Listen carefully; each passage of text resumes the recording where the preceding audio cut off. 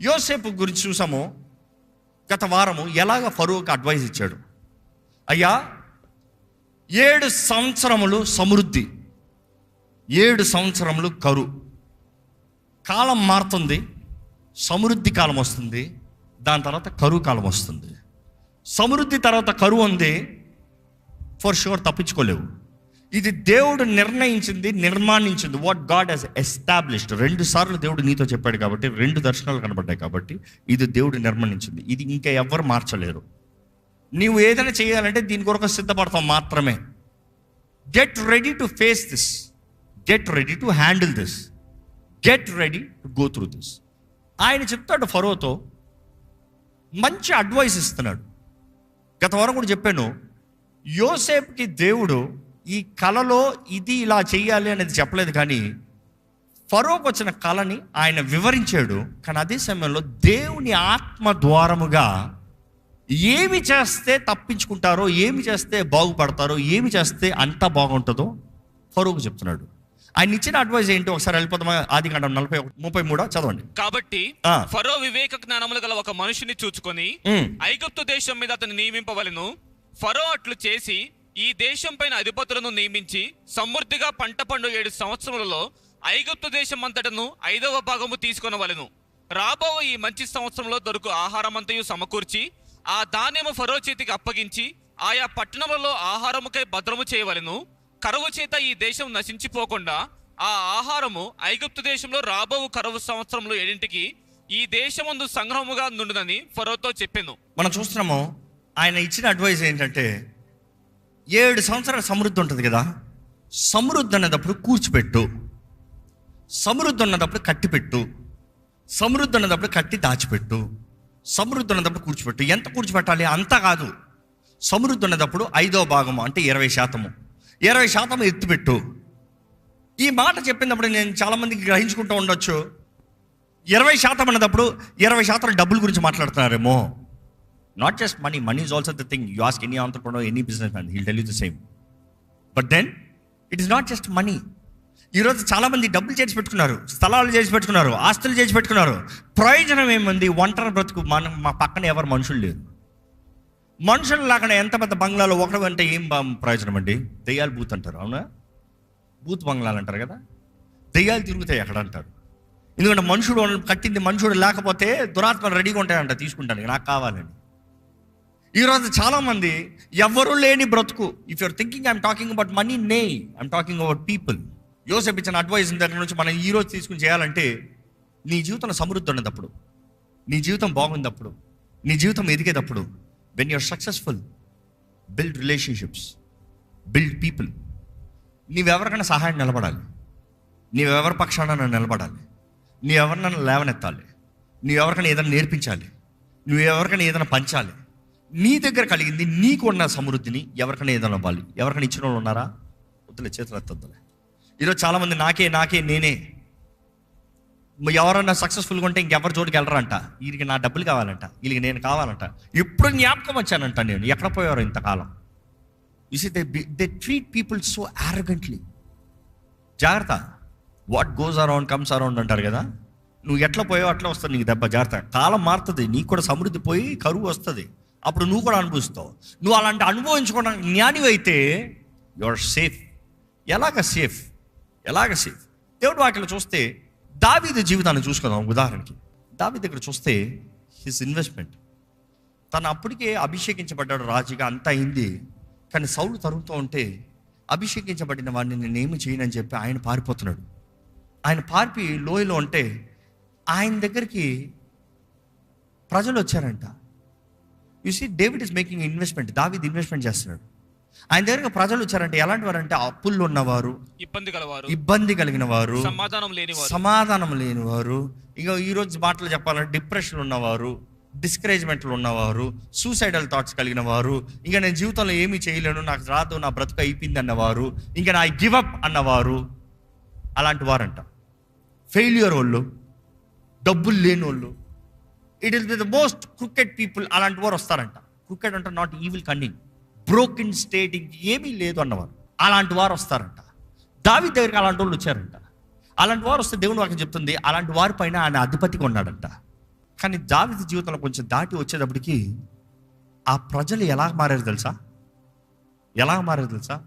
దావీదు కొరకు ప్రాణం పెట్టే వారిలాగా మారారు. దావీదు ఆశపడింది అట్లా చేసి చూపించే వారిలాగా మారారు.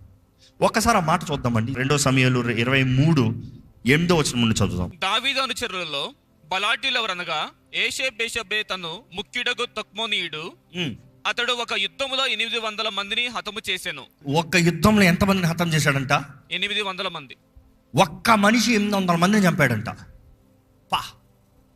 ఎలాంటి వాళ్ళు వీళ్ళందరూ? ఒకప్పుడు ఇబ్బందుల్లో ఉన్నవారు, ఇక్కట్లు ఉన్నవారు, తునీకరించబడిన వారు, రాజు అని ఎవరు లేరు, అందుకని వీళ్ళ దగ్గరికి వచ్చారు. ఆదరిస్తానికి ఎవరు లేరు, ఆదరణ పొందడానికి ఈయన దగ్గరికి వచ్చారు. Left out by people, but then he grew them up. ఈయన పెంచాడు.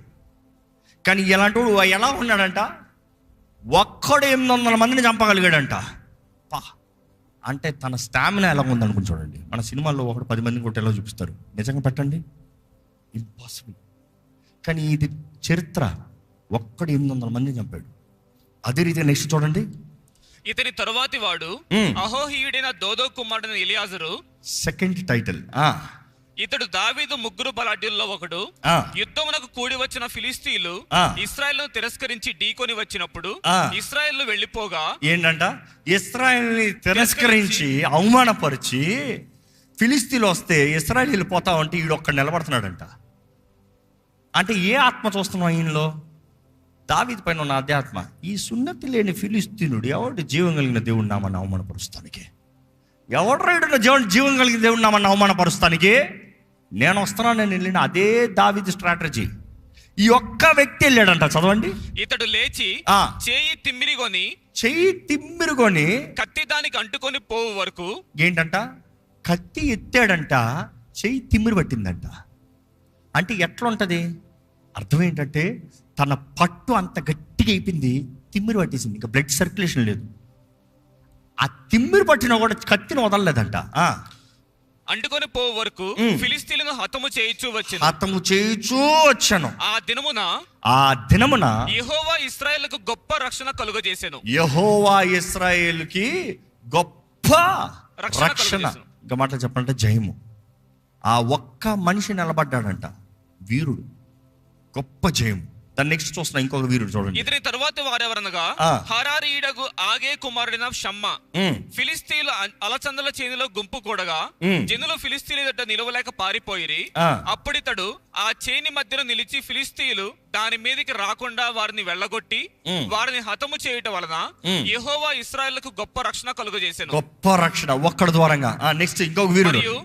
30 మంది అధిపతులలో శ్రేష్ఠులైన ముగ్గురు కోతకాలమున అదుల్లాము గుహలోనున్న దావీదు వద్దకు వచ్చినప్పుడు ఫిలిస్తీయులు రేఫాయీము లోయలో దండు దిగి ఉండిరి. ఈ ముగ్గురు చూడండి ఎట్లా ఉన్నారో, ఎట్లా దిగిస్తున్నారో చూడండి. దావీదు దుర్గములో నుండిను ఫిలిస్తీయుల దండు కావలి వారు బెత్లెహేములో ఉండిరి. దావీదు బెత్లెహేము గవిని దగ్గర ఉన్న బావి నీళ్లు ఎవడైనను నాకు తెచ్చి ఇచ్చినలా ఎంతో సంతోషించదని అధికారులతో పలుకగా. ఆగండి, దావీదు ఒక చిన్న రిక్వెస్ట్ చెప్తున్నాడంట. అప్పటికి ఫిలిస్తీయులు బెత్లెహేం దగ్గర ఉన్నారంట. ఆ బెత్లెహేం గవిని దగ్గర అంటే అక్కడ చిన్న స్ప్రింగ్ ఫాల్ ఉంటుందండి, ఫ్రెష్ స్ప్రింగ్ వాటర్, సన్నగా ఉంటుంది. అట్లా చిన్నగా వెళ్తుంది నీరు. ఈ రోజు కూడా ఉంటుందా? ఆ నీరు చాలా స్వీట్గా ఉంటుందంట. దావీదు ఆశపడుతున్నాడంట, ఆహా మా ఊరి నీరు తాగి ఎంతకాలం అయింది, మా ఊరి నీరు తాగాలని నేను ఆశగా ఉంది, ఎవరన్నా నీళ్ళు తెచ్చిస్తే బాగుండే అన్నాడంట. అంటే తన పక్కన ఉన్న ముగ్గురు ఏం చేశారు తెలుసా? చదవండి. ఆ ముగ్గురు బలాఢ్యులు ఫిలిస్తీయుల దండు కావలి వారిని ఓడించి దారి చేసుకుని పోయి బెత్లెహేము గవిని దగ్గర ఉన్న బావి నీళ్లు చేది దావీదు వద్దకు తీసుకొని వచ్చిరి. దేని కొరకు? ఆయన తల, మన భాష చెప్పాలంటే మా తల నీళ్ళు అడిగారా అంతే, మా గురు నీళ్ళు అడిగారా అంతే. దావీదుకు నీరు కావాలంట, పద ఎంతమంది ఉందో తెలుసుకుందాం. ఫిలిస్తీయుల సైన్యం దూరిపోదాం పద. వాళ్ళు ఓడించుకుని నీళ్లు తీసుకుని వెళ్ళారంట. అనుకుంటారండి, దావీదు ఎలాంటి వారిలో ఇన్వెస్ట్ చేశాడు? He didn't invest in kingdoms, he didn't invest in armours, he didn't invest in chariots, invested in people. తను ఎవరికైతే అండగా నిలబడ్డారో అలాంటి వారు తనకి ప్రాణం పెడతానికి తెగించారు. దావీదు జీవితంలో చూస్తాము, తను ఎక్కడ ఏది విత్తాలో అక్కడ విత్తాడు. యోసేపు చెప్తున్నాడు, సమృద్ధి ఉన్నదప్పుడే చేయగలిగింది చెయ్యి, సమృద్ధి ఉన్నదప్పుడే చేయగలిగింది చెయ్యి, సమృద్ధి ఉన్నదప్పుడే ఏదైతే చేస్తారో చెయ్యి. కొంతమంది ఉంటారు ద్రోహం చేసేవారు, కొంతమంది ఉంటారు స్వార్థానికి వాడుకునేవారు, కొంతమంది ఉంటారు మనం ఎంత చేసినా కృతజ్ఞత లేనివారు. Forgive them, ignore them, let them go. దేవుని వాక్యంలో నేను ఒకటి గమనించానండి, నా జీవితంలో కూడా నేను చూశాను. మామూలుగా విత్తు ప్రతి ఒక్కడు కోస్తాడు, దిస్ ఇస్ ద లా. విత్తు కోస్తావు, విత్తు కోస్తావు. కానీ దేవుని వాక్యంలో నేను చూసింది ఏంటంటే, నువ్వు ఇక్కడ విత్తుతే ఇక్కడికి వస్తావనే కాదు, ఇక్కడ విత్తి వెళ్ళిపోతావేమో ఇంకో చోటకు వస్తావు. దేవుడు అంటాడు, నువ్వు చేసిన దానికి ఏది ప్రతిఫలం అవ్వకుండా పోను. నువ్వు ఏది విత్తినా కూడా పరలోక రాజ్యంలో విత్తుతున్నావు. నువ్వు చేసింది ఏది కొన్నా పరలోక రాజ్యం లెక్క. పరలోక రాజ్యం అంతా ఒకటే క్రెడిట్ బ్యాంకు. నువ్వు ఏదో నీ ఇంటి పక్కన ఇస్తే అక్కడేం కాదు, నీ బ్యాంక్ సిస్టమ్ చూడు. ఒక ఉదాహరణకి ఒక పెద్ద బ్యాంక్ తీసుకోండి, నువ్వు ఈ బ్రాంచ్లో విత్తనంత మాత్రం ఇంకో బ్రాంచ్లో తీసుకొని లేవు కాదు.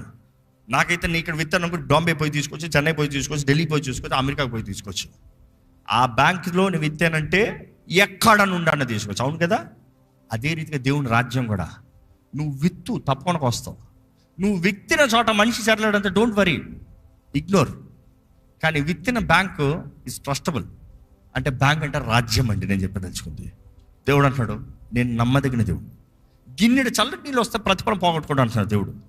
ఈరోజు నీవు దేవుడి నామలో చేసిన దేనికి ప్రతిఫలం పోగొట్టుకోడు. కానీ యోసేపు ఇచ్చిన ఈ అడ్వైస్ చెప్పాలంటే, when you're growing you need to grow along with others. గత వారం చెప్పిన రీతిగా సీజన్స్, టైమ్స్, వృద్ధాపం వచ్చేటప్పుడు ఎవరు లేరు, మధ్య తరగతికి వచ్చేటప్పుడు ఎవరు లేరు, జయింపు వచ్చేటప్పుడు ఎవరు లేరంటే నిలిచేది ఏమి ఉండదు. నువ్వు చేసిన విధానం తప్పు. You need to have people, family, fellowship, people to stand by you. అది నిజమైన సాధన. నువ్వు ఎంత గొప్ప ధనవంతుడు అయితే ఏంటి, నీ పక్కన ఎవరు లేకపోతే నీదంతా ఎవరిది అవుతాయి? దానాలకు పోతాయి, చారిటీకి పోతాయి. Who cares? Who really cares? But you need people who love you. నిన్ను ప్రేమించేవారు కావాలి, నీ కొరకు ప్రాణం పెట్టేవారు కావాలి, నీతో ఆనందించేవారు కావాలి, నీతో ఏడ్చేవారు కావాలి, నిన్ను ఓదార్చేవారు కావాలి, నిన్ను బలపరిచేవారు కావాలి. Who have you invested? కాబట్టి జీవితాన్ని జాగ్రత్తగా ముందుకెళ్తామండి. ఎందుకంటే దేవుడు ఒకటే అంటున్నాడు, నీ జీవితంలో ఒక కార్యం చేయాలంటే దేవుడు అంటాడు ఏం తెలుసా? ఏమంటాడు తెలుసా? నేను తిరిగి సంవత్సరాలు ఇస్తాను. The greatest thing God can do is రెస్టోరేషన్లో టైం. నేను టైం ఇస్తున్నాను, కెన్ యూ డూ ఇట్? నేను టైం ఇస్తున్నాను, గతంలో పని చేయలేదు, ఇప్పుడు చేస్తావా? గతంలో పోరాడలే, ఇప్పుడు పోరాడతావా? గతంలో చేయలేనిది ఇప్పుడు చేస్తావా? దేవా అవకాశం ఇవ్వు ప్రభువా. రక్షణ అనేది కూడా అవకాశమే, రక్షణ కూడా అవకాశమే.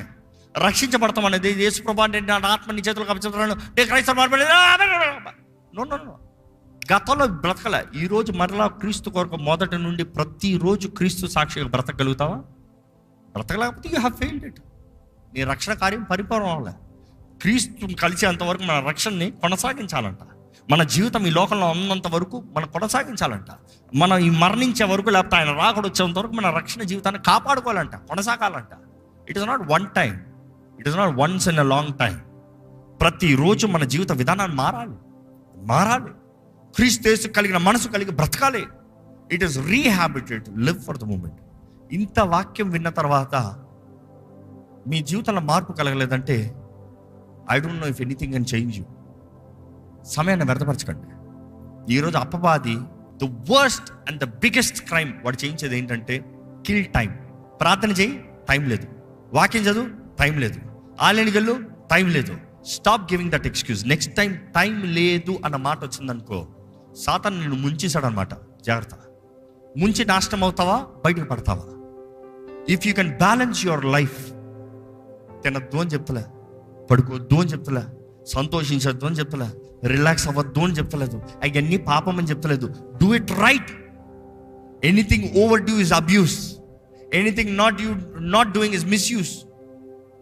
దేవుడిచ్చిన అవకాశాలని మిస్యూజ్ చేస్తున్నారు, అబ్యూస్ చేస్తున్నారు, దేవుడి స్థానంలో వేరే పెట్టేస్తున్నారు. Balance life. If it is not never, it is now or never. ఇప్పుడు చేయకపోతే ఇంకెప్పుడు చేయవు, ఇప్పుడు చేయాలి. అందులో ఇక్కడ ఉన్న ప్రాముఖ్యమైన వయసులో ఉన్నవారు ఉన్నారు. Discipline your life. అకౌంటబిలిటీ. ఏంటి నీలో ఉన్న తలాంతులు ఏంటి నీ నైపుణ్యత ఏంటి నువ్వు నేర్చుకోగలిగింది ఏంటి, రోజుకు నువ్వు నేర్చుకోగలిగింది ఏంటి? What is that you can learn every single day. వ్యర్థమైనవి చేసుకుంటే ఈరోజు ఆ లోకం, ఆ అపవాది చేసే number 1 trap eating your time off. సమయాన్ని తినేస్తాడు. మిడతలు సమయాన్ని తినేస్తాయి, సంవత్సరాలు తినేస్తాయి అంటే అదే జరుగుతుంది ఈరోజు కూడా. ఈరోజు కూడా చాలా మంది సంవత్సరాలు తినేస్తాంతో నవ్వుకుంటా కూర్చుంటున్నారు. You watch unwanted shows, you want watch unwanted stuff, browsing. ఎవడు బ్రతుకులో చూసుకుంటావు, నీ బ్రతుకుల ఉందో చూసుకో. ఎవరిదో చూసుకుంటావు, ఎవరిదో హేళన చేసుకుంటావు, ఎవరినో కించపరుచుకుంటావు, ఎవరినో దూషించుకుంటావు, నీ బ్రతుకే జరుగుతుందో చూసుకో. Your killing your time. మిడతలు తినివేస్తున్నాయి సంవత్సరాలు. ఒక రోజులో గడియలు తినేస్తా ఉంటారు, సంవత్సరాలు తినేస్తా ఉన్నాయి చివరికి. కానీ దేవుడు అంటే నేను తిరిగి ఇస్తాను అన్నప్పుడు నీకు మరలా టైం ఇస్తా. కానీ నువ్వు చేయాల్సింది ఏంటి తెలుసా? పోరాడాలి. యవనస్తులకి స్పీడ్ ఉంటుందండి. They always say youth is speed without brakes, but when you mature you only have brakes, no speed. ఏ ఎక్స్ట్రీమ్ వెళ్ళినా వేస్తే. ఎంత పెద్ద బండి ఉండి బ్రేక్ లేకపోతే ఏం ప్రయోజనం? లేకపోతే ఎంత చిన్న బండి ఉంది స్ట్రాంగ్ బ్రేక్ ఉంటే ఏం ప్రయోజనం? బండి వెళ్తే. It has to be a balance. Learn from the ants. చీమల దగ్గర నేర్చుకోండి. దేవుడు అదే అంటాడు కదా, ఎప్పుడు ఏది చేయాలో కాలము సమయం ఎరిగినట్లుగా అవి పనిచేస్తాయంట. There's a time of rest, there's a time of work, there's a time of joy. You have to balance. దేవుడు మన ఆనందం ఉండాలని ఆశపడుతున్నాడు, ఏడుస్తూ బ్రతకాలని ఆశపడుతున్నాడు. ప్రభునందు ఆనందించడే. మరలా చెప్తున్నాను, ప్రభునందు ఆనందించడే. ఆ మాట చెప్పేటప్పుడు ఆయన చెరసాల నుండి రాస్తున్నాడు. దెబ్బలు, అవమానం, దూషణ. ఆయన అంటాడు, ఐ నో ఇవన్నీ నాకు మేలు, ఇవన్నీ మేలు. ఈ మాటలు, దూషణ, ఈ కష్టము, ఈ గాయాలు మేలు. ఎందుకంటే నేను చేసేది పనిలో దెబ్బ ఉంటుంది, పనిలో నొప్పి ఉంటుంది, పనిలో అవమానం ఉంటుంది, పనిలో ఇవన్నీ కలుగుతాయి. కానీ ప్రతిఫలం గొప్పది. ఈరోజు అలాగ భావిస్తాం. మన జీవిత విధానం వ్యత్యాసం ఉంటుంది. నన్ను వీళ్ళు అన్నారే, వాళ్ళు నన్ను విమర్శించారు, వీది జరిగింది. Stop pointing out people. నీవు దేవుని లెక్కప్ప చెప్పలాగా ఉన్నావా? ఎందుకంటే న్యాయాధిపతి ఆయన ఒక్కడే న్యాయాధిపతి. ఆయన ఇచ్చిన అవకాశాలు మన శరీరంలో సద్విపరుచుకుంటే మన గమ్యము ఘనంగా ఉంటుంది. నా ఆశ కూడా దావీదుకి చూడండి, ఎలాగైతే తన సైన్యం ఎలాగ నిలబడ్డారు. దావీదు ఉన్నంత వరకు ఓటమన్న మాట లేదు అక్కడ.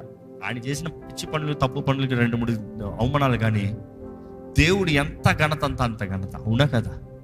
ఎంతగా హెచ్చించబడ్డాడు. నా హృదయానుసారమైన వ్యక్తి, ఎంత ఘనుడైన వ్యక్తి. దావీదు గురించి చెప్తే చాలా మంది, దావీదు పాపం చేయలేదా? ఎవరు పాపం చేయని ఉన్నాడు?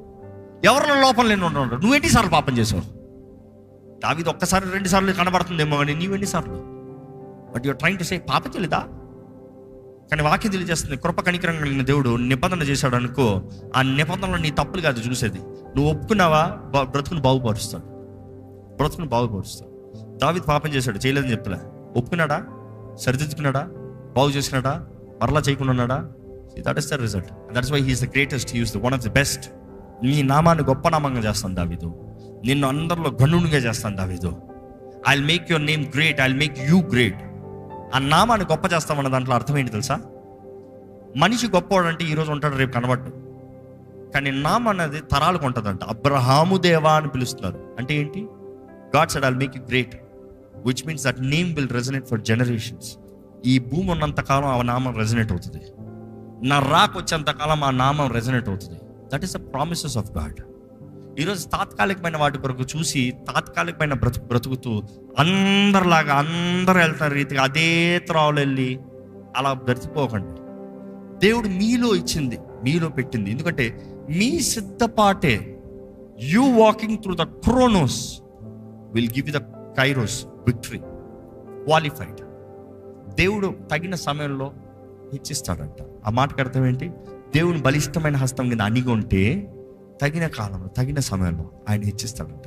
That is the kairos moment. God is saying I lift you up. దయచేసి స్థలం నుంచి ఒక చిన్న ప్రార్థన చేసుకోదాం. ప్రభా, నా దినాలను లెక్కించడానికి నేర్పించు ప్రభా. నాకు జ్ఞానం దయచేయ్యా, నాకు జ్ఞానం దయచేయ్యా. ఎలా బ్రతకాలో నాకు నేర్పించు ప్రభా. నువ్వు తగిన సమయంలో అన్ని సమకూర్చి జరిగిస్తావు నమ్ముతున్నాను ప్రభా. కానీ నా భాగము నేను చేయవలసింది నేను సరిగ్గా చేయగలుగుతాను. సాయం దయచే. నా చేతుల్లో పెట్టిన వరము, నాకు ఇచ్చిన ఆ తలాంతులు, నాకు ఇచ్చిన అవకాశాలు, నాకు ఇచ్చిన కృప సరైన రీతిలో సద్వినియోగపరిచే జీవితం నాకు దయచే ప్రభా.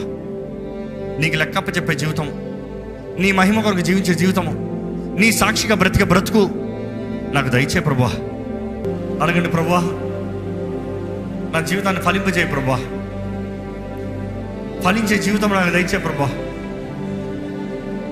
అయ్యా నీలో బ్రతుకు నాకు దయచే ప్రభా. Give me life that will give fruit, bear much fruit. నీలో ఉంటేనే కానీ నేను ఏది చేయలేను ప్రభా. అయ్యా నువ్వు నా చేతిలో వచ్చి పెట్టిన ప్రతి పనిని సఫలత చూడాలయ్యా. చేతి పనిని ఆశీర్వదిస్తానన్నా, నా చేతికి పనే లేదు ప్రభా. చేసిన చేతి పనిని ఆశీర్వదిస్తానన్నావయ్యా. చిన్నదో పెద్దదో కాదయ్యా, చేస్తే ఆశీర్వదిస్తానంటున్నావు. దేవునితో నిర్ణయం చేయండి, దయచేసి ప్రార్థన చేయండి. విన్నట్టుగా వెళ్ళిపోతే ప్రయోజనం లేదండి. ఒక ప్రార్థన చేయండి. ఈరోజు దేవుణ్ణి అడగండి, దేవా నా జీవితాన్ని సద్విపరుచుకుంటానయ్యా, నాకు సహాయం దయచేయ్యా. నాలో దాచిపెట్టిన తలాంతులు నాకు తెలుసుకునే కృపణ దయచే ప్రభా. నువ్వు నన్ను ఎలాగైతే తల్లి గర్భంలో రూపించావో దాన్ని తగినట్టుగా బ్రతుకు నాకు దయచే ప్రభా. అయ్యా నాకు నేను వెళ్ళవలసిన త్రోవ నాకు నేర్పించు, నాకు తెలియజేయ ప్రభా. నేను దేవుని కొరకైతే సిద్ధపడతాను, ఆ అవకాశం నాకు ఇచ్చే దేవుడు అయ్యా. నువ్వు నమ్ముతున్నానయ్యా. సిద్ధపాటు లేనిది అవకాశం అడుగుతున్నాను, నన్ను క్షమించయ్యా ప్రభా. నా జీవితంలో కాలము సమయం ఎరిగిన వ్యక్తిగా ఏ సమయంలో ఏ కాలంలో ఏది చేయాలో, ఏ వయసులో ఎలా బ్రతకాలో దాని తగిన దృష్టి దయచేయ్యా. అయ్యా నీ వాక్కు వింటున్నానయ్యా, నీ వాక్కు నేర్చుకుంటున్నాను ప్రభా. ఈ రోజు నుండి నీకు నిబంధన చేస్తున్నాను ప్రభా, వాగ్దానం చేస్తున్నానయ్యా. నీతో సమయం అధికంగా గడుపుతానయ్యా. మీరు దయచేసి వ్యక్తిగతంగా దేవునితో ఒక మాట చెప్పండి. నిజంగా దేవునితో సమయం గడపాలని ఆశపడుతున్నారా? Make a commitment with God. ఒక కమిట్మెంట్ చేయండి. ప్రభు మీతో ఏం మాట్లాడదలుచుకుంటున్నాడు, ఏం మాట్లాడుతున్నాడు తెలుసుకోండి. ఆయన స్వరాన్ని వినాలంట. ఆయన స్వరాన్ని వింటాం అంటే కేవలం చెవుల్లో వింటాం కాదు, ఆయన ఏం మాట్లాడుతున్నాడో గ్రహించుకుంటామండి. నీతో ఏం మాట్లాడుతున్నాడు ప్రభు, ఏంటి ఈరోజు చెప్పేది దేవుడు, ఏంటది నిన్ను చేయమంటున్నాడు, ఏంటది మిమ్మల్ని చేయొద్దంటున్నాడు, ఎలా మిమ్మల్ని బ్రతకమంటున్నాడు, ఎలా మిమ్మల్ని బ్రతకద్దంటున్నాడు. దేవుని వాక్యం కేవలం మనల్ని కించపరిచేది కాదు, మనల్ని గద్దించేది మాత్రం కాదు. మన పొరపాట్లు మన తప్పుల్ని ఎత్తి చూపిస్తుందంట. కానీ అది సరిదిద్దుకుంటే బాగుపరుస్తానికి, మేలుగా మారుస్తానికి, మన జీవితాల్ని ఆయన చక్కగా సుందరంగా మారుస్తానికి ఆశపడుతున్నాడండి ప్రభు. ప్రార్థన. పరిశుద్ధ ప్రేమల తండ్రి, ఇదిగోనయ్యా నీ ప్రజల్ని చూడయ్యా, నీ ప్రజల్ని దర్శించు ప్రభా. నీవు ఎవరితో అయితే మాట్లాడుతున్నావో ఈరోజు వారు నీతో అయ్యో ఒక నిశ్చయత కలిగిన వారుగా, ఒక నమ్మకం కలిగిన వారుగా, ఒక ధైర్యం కలిగిన వారుగా, వారి జీవితంలో నీవు అనుగ్రహించిన ప్రతి తలాంతు వాడుతూ, ఆ తలాంతు ద్వారంగా వారి ద్వారంగా నీ నామం మహిమపరచబడాలి, వారి జీవితం కట్టబడాలయ్యా. వారికి నీవు ఇచ్చిన తలాంతు, వారికి ఇచ్చిన నైపుణ్యత ప్రభా, వారి జీవితంలో వర్ధిల్తూ నీ నామాన్ని మహిమపరచాలి ప్రభా. సోమర్తనానికి మాలో చోటు ఉండనవద్దు, నిర్లక్ష్యత మాలో చోటు ఉండనవద్దు, అవిశ్వాసానికి మాలో చోటు ఉండనవద్దు, అపనమ్మకానికి మాలో చోటు ఉండనవద్దు. వాక్యానుసారంగా బ్రతుకు మాకు దయచేయ, వాక్యానుసారంగా జీవించే జీవితం మాకు దయచేయ, యథార్థంగా నీ ముందు నిలిచే బ్రతుకు మాకు దయచేయ, నీకు అంగీకారంగా నీకు ఇష్టంగా జీవించే జీవితం మాకు దయచేయ. అయ్యా ఇక్కడ ఎంతోమంది ఎంతో జీవితంలో సమయాన్ని వ్యర్థపరుచుకున్న వారు ఉన్నారు, ఎన్నో అవకాశాలు తరుణాలు పోగొట్టుకుని ఓటంలో ఉన్నవారు ఉన్నారు, ఎంతోమంది ప్రభు నాకు సహాయం చేయమని అడిగేవారు ఉన్నారు. ఈరోజు విశ్వాసంతో ప్రార్థిస్తున్నాం ప్రభా, you're a God of restoration Lord. ఈ సమయం వాగ్దానం, ఈ సంవత్సరం వాగ్దానం చేసావయ్యా, మాకు తిరిగి అనుగ్రహిస్తాను, మిడతలు తిరిగివేసిన సంవత్సరం తిరిగి అనుగ్రహిస్తానని. You will restore the years ప్రభా. మరలా సంవత్సరంలో వచ్చినప్పుడు, మరలా సమయం వచ్చినప్పుడు, మరలా అవకాశం వచ్చినప్పుడు గతంలో చేసిన తప్పులు, గతంలో చేసిన పొరపాటులే చేస్తూ ఉండనవద్దయ్యా. నేర్పించు ప్రభా, మాకు నేర్పించయ్యా. కాలము సమయం ఎలా సద్విపరచుకోవాలో, ఎలా బ్రతకాలో teach us to number our days, Lord, so that we may gain a heart of wisdom.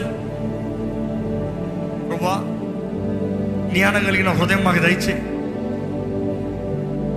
సమయస్ఫూర్తికి జ్ఞానం దయచేయి, కుటుంబాన్ని కట్టుకునే జ్ఞానం దయచేయి, నమ్మకంగా బ్రతికే కృపణ దయచేయి, అభివృద్ధి చెందే జీవితాలను మాకు దయచేయి. ప్రభువా, మా పని మేము నమ్మకంగా చేస్తే నువ్వు బహుగా దీవించే దేవుడు అయ్యా. ఇస్సాకు విత్తిన ప్రతి దానికి 100 రెట్ల ప్రతిఫలం చూశాడు అంటే మేము చేసే ప్రతి దానికి 100 రెట్ల ప్రతిఫలాన్ని ఇచ్చే దేవుడు అయ్యా. మేము 1 వెచ్చితే నువ్వు 100 ఇస్తావయ్యా. ఆ 100 నువ్వు మాకు ఇచ్చే ఘనత, ఆ 100 నువ్వు మాకు ఇచ్చే ఆశీర్వాదం. కానీ ఆ 1 వెతకుండా 100 చూడలేము కదా ప్రభువా. నీ వాక్యం సెలవిసిన రీతిగా కన్నీటితో విత్తువాడు సంతోషంతో వస్తాడు. ఈరోజు మాకు ఇచ్చిన ప్రతి సమయం ఏదో ఒకటి వెత్తాలి, ఏదో ఒకటి చెయ్యాలి, ఏదో ఒకటి సాధించాలి ప్రభా, ఏదో ఒకటి నేర్చుకోవాలి ప్రభా. ఎందుకంటే మా కైరోస్, మా మూమెంట్స్ ఎప్పుడు వస్తుందో, ఏ గడియ ఎప్పుడు వస్తుందో మాకు తెలియదు. కానీ ఆ గడియలో ప్రభా మేము నిలిచేవారిగా ఉండాలి, జయించేవారిగా ఉండాలి, ఎదిగేవారిగా ఉండాలి ప్రభా. ఇక్కడ ఉన్న ప్రతి ఒక్కరిని నువ్వు దర్శించు, వారిలో నీ కార్యం జరిగించు. సమయం పోయినగా సిద్ధపడేవారుగా, మెలుగుకొండేవారుగా, మా అనుకునేటప్పుడు కాదయ్యా, నీ సమయము, నీ చిత్తము, నీవిచ్చే అవకాశం, నీలో బ్రతుకు దయచేయండి. నెల అయిపోతుందయ్యా, ఇంకా మా ముందున్న ఈ 11 సంవత్సరాలు నువ్వు మా కొరకు నిశ్చయించింది, దాచి ఉంచినది అన్ని స్వతంత్రించుకున్న భాగ్యం దయచేయండి. ఈ సంవత్సరం ముగింపులోకి వచ్చేటప్పుడు మేము గొప్ప జయంతో ఉండాలయ్యా, గొప్ప పంటతో ఉండాలయ్యా, గొప్ప స్థానంలో ఉండాలయ్యా. ఈ సంవత్సరం ప్రారంభానికి, ఈ సంవత్సరాంతానికి ఎంతో ఘనమైన స్థాయిలో ఉండాలయ్యా. ఇప్పటికే ఈ ఆలయంలో ఎంతో మంది జీవితంలో ఎన్నో గొప్ప కార్యాలు జరిగిస్తున్నాను, దాన్ని బట్టి నేను స్తుతిస్తున్నాను. నీ బిడ్డలకు కావాల్సిన జ్ఞానాన్ని దయచేయండి. వారు చేసే ప్రతి నిర్ణయాలు జ్ఞానం దయచేయండి. జ్ఞానం ద్వారా వారి ఇల్లు కట్టబడటానికి, కుటుంబాలు కట్టబడటానికి, వారి జీవితాలు కట్టబడటానికి, నీ మహిమ కొరకు నిలబడటానికి సాయం దయచేయండి. ఈరోజు విత్తన వాక్యాన్ని ముద్రించి ఫలింపజేయి. నీ రాకడ ఆలస్యమైతే మేమందరం కలిసి ఘనంగా నిన్ను మరలా మహిమపరిచి ఆరాధించే భాగ్యము మాకు అనుగ్రహించమని నజరేయుడైన యేసు నామములో అడిగి వేడుచున్నాం తండ్రి, ఆమేన్.